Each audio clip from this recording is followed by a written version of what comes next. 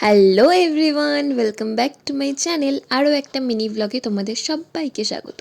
তো কালকে ছিল শিবরাত্রি।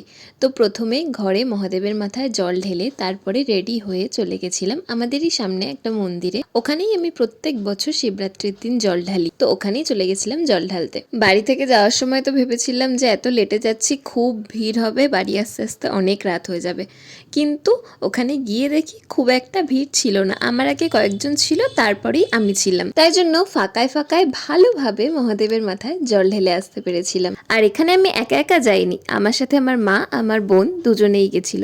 বছরে দুটো পুজোতেই আমি সারাদিন নির্জলা উপোস করে থাকি। একটা হচ্ছে লক্ষ্মী পুজো আর একটা হচ্ছে এই শিবরাত্রির দিন। তারপরে পুজো দিয়ে চলে আসলাম বাড়ি।